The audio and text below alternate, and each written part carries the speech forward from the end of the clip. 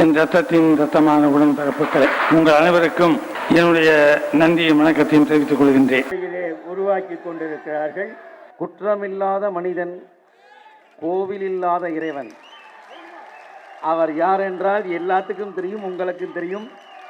நாம் வணங்கும் மக்கள் திலகம், தமிழின ஒரு தலைவர், இதய தெய்வம் டாக்டர் மக்கள் திலகம் எம்ஜிஆர் அவர்களை மட்டுமே, வேற யாருக்கும் அது இணையாகாது.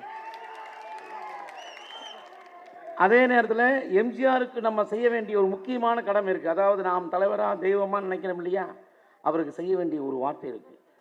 ஒரு சராசரி மனிதன் ஒரு மேடையில் ஏறி பேசும்போது அவன் என்ன பேசுகிறான் என்பது ஆரோக்கியமாக நினைத்து ஆரவாரம் செய்து கைத்தட்டுவது எம்ஜிஆரின் ரசிகர்கள்.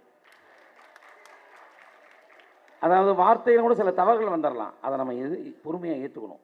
ஏன்னா நான்லாம் மக்கள் தலைவத்தை நேரத்தை பார்த்ததில்லை. திருக்குறள்னு சொல்லுவாங்க. எனக்கு தெரிஞ்ச ஒரே ஒரு திருக்குறள் மக்கள் தலைவர் எம்ஜிஆர் அவர்கள் தான். எனக்கு வேறு எதுவும் தெரியாது.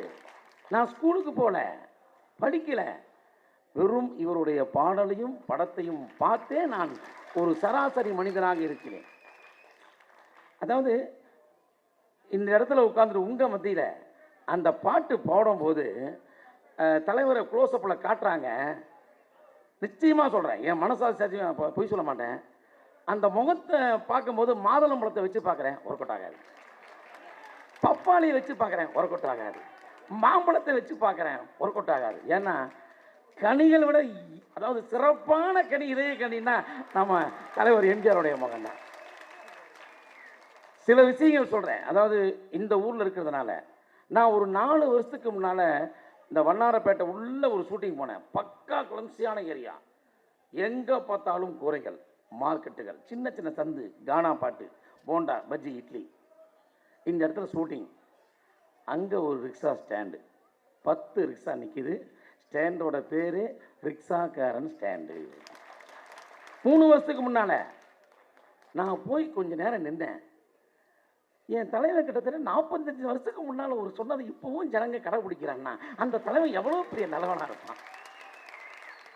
அந்த ரிக்ஷா ஸ்டாண்டில் ஒரு கட்டுப்பாடு, யாராவது குடிச்சிட்டு வந்தால் அந்த ரிக்ஷாவில் அன்னைக்கு அதோட தொழில் கிடையாது, அனுப்பிச்சிடுவாங்க.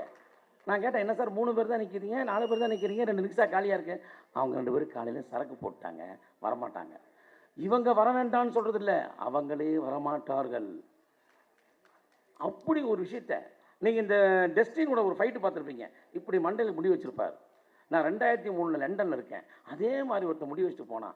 எங்கள் ஆர்கெஸ்ட்ராக்காரங்களாம் எல்லாம் ஆச்சரியமாக அவனை பார்த்தாங்க. நான் பார்க்கவே இல்லை.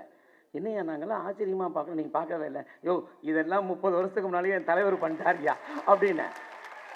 ஏன்னா நம்ம மக்கள் திலகம் அவர் சிந்திக்கிறது எல்லாமே நான் சிந்திச்சு 40 ஆண்டு காலத்துக்கு அப்புறம் தான் இது வரணும்னு அப்போவே சிந்திச்சாரு. ஒன்று சொல்லட்டுமா, இந்த ஆடியோ ஃபங்க்ஷனும் சரி, இந்த ட்ரைலர் ஃபங்க்ஷனும் சரி, எல்லா ஃபங்க்ஷனுக்கும் இப்போ ஆளை சொல்லி காசை கொடுத்து கூப்பிட்டு வர்றானுங்க. நான் எத்தனையோ முறை பார்த்துருக்கேன். எத்தனையோ முறை வந்து கம்பல்சரி ஃபோன் பண்ணிலாம் கூப்பிட்டுருக்காங்க. மயில்சாமியை முடிஞ்சா ஒரு 10 பேர்த்த கூப்பிட்டு வா. ஆனால் இந்த ஃபங்க்ஷனுக்கு நான் உள்ள நுழையும் போது இத்தனை பேரும், இத்தனை தலைவரும் என் தலைவனுக்கு சமம். இந்த படத்தில் வந்து மஞ்சுளாமாவோட டைலாக் பேசுவாங்க, நல்லா கேட்டுக்குங்க. ரிக்ஷா இந்த ரூட்டுக்கு இந்த ரூட்டுக்கு இவ்வளோ காசுன்னு போட்டிருப்பாங்க. 40 பைசா ட்ரிபிள் கடின்னு போட்டிருக்கோம். ஏன்பா 40 பைசா போட்டிருக்கீங்க? ஆமாம். அப்போ 35 பைசா கொடுத்தா 5 பைசா கூட, 5 பைசா அதிகமாக கம்மியாக கொடுத்தா வாங்காமல் விடவே மாட்டோம், கூட கொடுத்தா வாங்க மாட்டோம். ஒரு சின்ன விஷயம்தான். 5 பைசா கம்மியாக கொடுத்தா வாங்காமல் விட மாட்டோம், கூட கொடுத்தா வாங்க மாட்டோம். அவர் திடீர்னு இங்கிலீஷ் பேசுவார். ரிக்ஷா காசில் நீங்கள் இங்கிலீஷ் பேசுகிறீங்க அப்படிம்பாங்க. எம்ஜிஆர் சொல்லுவார், அம்மா ஆங்கிலம் என்பது அறிவு வளர்த்துக்கிறதுக்கு, ஆடம்பரத்துக்கு இல்லை. இன்றைக்கி நிறையா பேர் ஆடம்பரத்துக்கு தான். எனக்கு பல பேர்த்துக்கிட்ட நான் வந்து இந்த ஒரு யாருக்கிட்ட நான் போய் கேட்டாலும், இப்போ உதாரணத்துக்கு ஐயா கிட்டேயோ இல்லை தியாகராஜ் சார்கிட்டையோ யார்கிட்ட கேட்டாலும், சார் என் தலைவரை பற்றி ஏதாவது சொல்லுங்கள் சார், சீக்கிரட்டான விஷயங்கள் சார், யாருக்கு தெரியாத விஷயம் சொல்லுங்க. இந்த மாதிரி பல பேர்த்துக்கிட்ட நான் கலெக்ட் பண்ணியிருக்கேன். இந்த இடத்துல ஒரு 2 விஷயத்தை நான் சொல்கிறேன். வியட்நாம் வீடு சுந்தரம் அப்படின்ட்டு ஒரு இயக்குனர் இப்போது சமயத்தில் ஒரு 10 நாளுக்கு முன்னால் தான், கொஞ்ச நாளைக்கு முன்னால் இருந்தார். நானும் ஒரு படங்கள் பண்ணும்போது எம்ஜிஆர் சம்மந்தப்பட்ட விஷயங்களை சொல்லுங்க அப்படின்னாரு. அவர் சும்மா அப்படியே காமெடியாக விளையாட்டு இருந்தார். கொஞ்சம் சோகமாக இருக்கார். அவர் சோகமாக இருக்கிறத நம்ம பார்க்க முடியாது.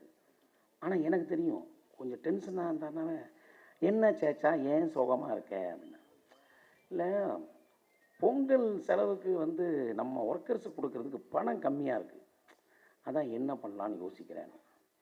அப்போ அவர் சொன்னார், சேச்சா ஒரு படம் உங்களை கேட்குறாங்க, நான் வேணால் பேசி கேட்டு வாங்கிட்டு வரட்டுமா? யார்? அதெல்லாம் உங்களுக்கு என்னத்துக்கு, ஒரே பேமெண்ட், சிங்கிள் பேமெண்ட் உங்களுக்கு 14 lakhs, 14 லட்சம் ரூபா, 35 வருஷத்துக்கு முன்னால், 40 வருஷத்துக்கு முன்னால் வாங்கிட்டு வந்து கொடுத்தாரு. எதுக்காக தெரியுமா அந்த படத்தை ஒத்துக்கிட்டாரு? தான் சம்பாதிக்கிறதுக்காக இல்லை. பொங்கல் திருவிழாவுக்கு அன்னைக்கும் டெக்னீஷியனுக்கும் தான் சொந்தக்காரனுக்கும் ரசிகர்களுக்கும் மக்களுக்கும் வந்து உங்களுக்கு கொடுக்கணுங்கிற ஒரே ஒரு காரணத்துக்காக நான் ஏன் பிறந்தேன்ங்கிற படத்தில் அந்த பணத்தை வாங்கினார். அவர் சொன்னார். அது மட்டும் இல்லை, திடீர்னு ப்ரொடியூசர் டிஸ்ட்ரிபியூட்டர் எல்லாத்தையும் கூப்பிட்டாரான். எல்லாம் பயப்படுறாங்க, என்ன தலைவர் கூப்பிட்றாரு, யாரும் எதாவது தப்பு பண்ணிட்டீங்களா, எதாவது செஞ்சிட்டீங்களா மாதிரி ஒரு ஃபீலிங். எல்லாம் வந்தாங்க, உட்காந்தாங்க. என்ன சார் கூப்பிட்டீங்க, என்ன விஷயம்னா? ஒன்றும் இல்லை, ஒரு 50,000 ரூபா சம்பளம் ஏற்றிக்கலான்னு இருக்கேன், உங்களுக்கெல்லாம் இஷ்டமா? அவர் சொன்னாராம், சார் உங்களுக்கு மாசு இருக்குது, உங்களுக்கு இது இருக்குது, நீங்கள் 50,000 ஏற்றுறது என்னையா சார் கேட்குறீங்க, எனக்கு பிடிச்ச டிஸ்ட்ரிபியூட்டர். அப்போ அவர் சொன்னார், நல்லா கேட்டுங்க, என்ன அன்பு நெஞ்சங்களே, ஒரு தலைவன் ஒவ்வொருவரோட மனதில் எப்படி புகுந்தான் என்பதற்காக இந்த விளக்கத்தை சொல்லுகிறேன். என்ன சார் உங்களுக்கு மாசு இருக்குது, நீங்கள் 50,000 ஏற்றுறது எங்ககிட்ட கேட்குறீங்களேன்னு?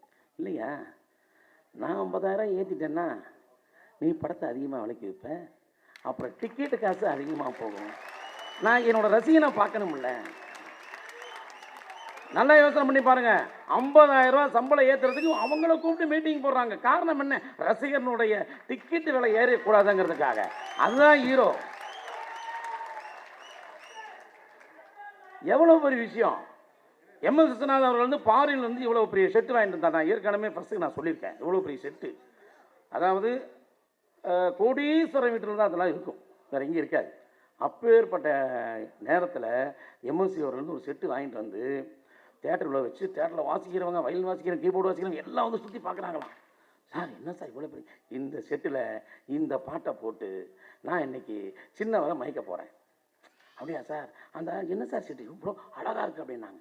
உடனே எம்ஜிஆர் வர நேரம் பார்த்து, சார் ஒரு செட்டு வாங்கிட்டு வந்துருக்க பார்க்குறீங்களா? எம்ஜிஆர் வந்து சூப்பராக இருக்கேன், எங்கேயும் வாங்கினேன், எப்படியா வாங்கினியா? அப்படியே உங்கப்பா பழப்பழன்னு இருக்கேன். அப்படியா சார், இல்லை பாட்டு கேட்குறீங்களா? போடு போடு போடு. அப்படி பாட்டை போட்டு அது எப்படின்னா தட்டினா மெதுவாக திறக்குமா, மெதுவாக மூடுமா. நம்ம ஒன்றுமே பண்ணோம், அவ்வளோ சாப்பிட்டான். போட்ட ஒன்று நிலவு ஒரு பெண்ணாகி அந்த பாட்டு அப்படியே சுற்றுதான் தேட்டரில். உழவுகின்ற அழகோ அழகோ அழகோ. என்ன சூப்பராக இருக்கியா, எவ்வளோ இருக்கு? சேச்சா இந்த வேலை சேச்சா, இப்படி சேச்சா, சூப்பர் சூப்பர் சூப்பர், நல்லா இருக்கு நல்லா இருக்கு, சரி நம்ம செட் எடுத்துகிட்டு வரேன் அப்படின்னாரான். கட் பண்ணால் தலைவர் வந்து ஒரு செட் எடுத்துருந்தார், சின்ன டெல்லி செட்டுன்னு சொல்லுவாங்க. அப்படி அமுத்தினா பட்டாக்குன்னு ஓப்பனாங்க. அதில் போட்டு பாட்டை கேட்டாரான். நிலவு ஒரு பெண்ணாகி உணவுகின்ற நிகோ. சூப்பராக இருக்கியா சூப்பராக இருக்கியா. உடனே எம்எஸ்வி சொன்னாரான், நான் எந்த செட்டில் பாட்டு போட்டு கேட்குறேன், நீ அதில் போட்டு பாட்டு கேட்டு நல்லா இருக்கேண்ணா. தலைவர் சொன்னாரான், என்னோட ரசிகன் ரிக்ஷா ஓட்டுறவன், என்னோட ரசிகன் போஸ்ட் ஓட்டுறவன், என்னோட ரசிகன் வெறுப்பு சேர்க்கிறவன், என்னோட ரசிகன் ஏழ்மையானவன், என்னோட ரசிகன் வறுமையில் உள்ளவன். அதைத்தான் நான் நினைக்கணும். அவன் எதில் பாட்டு கேட்குறானோ அதெல்லாம் தயா நான் கேட்கணும்னா. இதுதான் சார் ஹீரோஸ். ஹீரோஸ்ங்கிறது இவரு ஹீரோஸ். எவன் இருக்கா சும்மா காசை கொடுத்து ஆளை சேர்த்துட்டு கை தட்டுறது பேர் ஹீரோஸ் இல்லை சார். நிஜ ஹீரோ 1001 படத்தில் ப்ரொடக்ஷன் பண்ணி சுப்பிரமணியம் சார், அவரும் இல்லை. அவர் சொன்ன வார்த்தை அதெல்லாம் சில விஷயங்கள் சொல்லும் போது சும்மா நம்ம எம்ஜிஆரை பார்த்தோமா கை தட்டமானா இல்லை, உள்ளத்தில் இருக்கணும், தர்மம் பண்ணணும். சில நேரத்தில் சில பேர் என்கிட்ட பணம் கேட்கும் போது இல்லைங்கும் போது அழுவேன். நான் எனக்கு கொடுக்க என்கிட்ட ஆண்டவா நான் ஒரு எம்ஜிஆர் பக்தனாக இருந்தேன், என்னால் கொடுக்க முடியும்னு அழுவேன். நிச்சயம் நான் என்னுடைய குழந்தை மேல் சத்தியமாக சொல்லுகிறேன், மனைவி நான் வணங்கும் என் தலைவர் மேல் சத்தியமாக சொல்லுகிறேன். 6 பேங்க்ல அக்கௌண்ட் இருக்கு, எந்த பேங்க்லையும் பணம் கிடையாது. பணம் கொஞ்சமாக இருந்தால் பணத்தை நான் காப்பாற்றுவேன், பணம் அதிகமாக இருந்தால் பணம் என்ன காப்பாற்றணும், தூக்கம் வராது. அந்த வாழ்க்கையில் நான் இல்லை. 1001 படத்தில் அப்படியே இந்த கப்பலில் அப்படியே போயிட்டுலாம் இருக்கும்போது சாப்பாடு வந்து போட்டில் தான் வருமா. போட்டில் வரும்போது திடீர்னு ஒரு அலை வந்ததுனால போட்டை அப்படி தவறி சாப்பாடு போட்ட சாப்பிட வேண்டிய தட்டுகள் இலையெல்லாம் தண்ணியில் விழுந்து போச்சு. மிஞ்சி போனது சாப்பாடு கூட்டு பொரியல் எல்லாம் போச்சு. என்ன பண்ணுறது, ஷூட்டிங் நடந்துருச்சு. நானும் ஒரு சின்ன தவறு நடந்துடக்கூடாது. எம்ஜிஆர் டயலாக் பேசிட்டு வரும்போது கத்தி இங்கே மாற்றி கட்டி கட்டிட்டான்னா அவன் காலி. அப்போ அதை விட என்னடா நீ பண்ணுற ஒர்க்கு, உன்னோட ஒர்க் என்ன? ஒவ்வொரு விஷயம் பல விஷயங்களை கேரச்சு வச்சுருக்கேன்.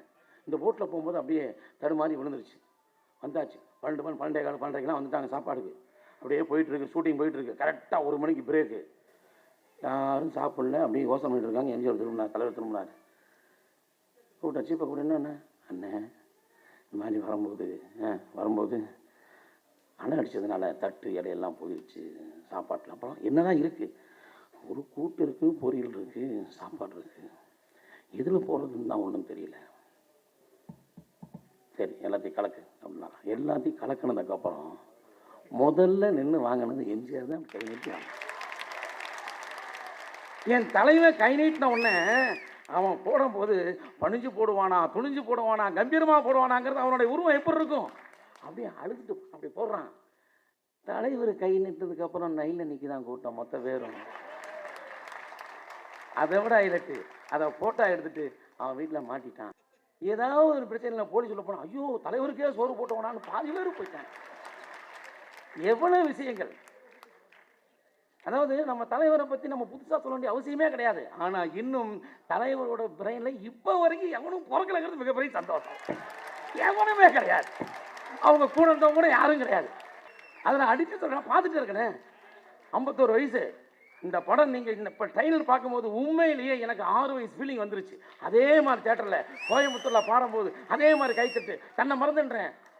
அப்படி தான் ஓடுது, யாருமே கிடையாது. யோசனை பண்ணி பாருங்க. உலகம் சுற்றும் வாலிபனுங்கிற படத்தில் கிளைமேக்ஸ் 20 நிமிஷம் கிளைமேக்ஸ். நல்லா யோசிக்கணும், இப்போ உள்ள அத்தனை சினிமாக்காரர்களும் யோசிக்கணும்.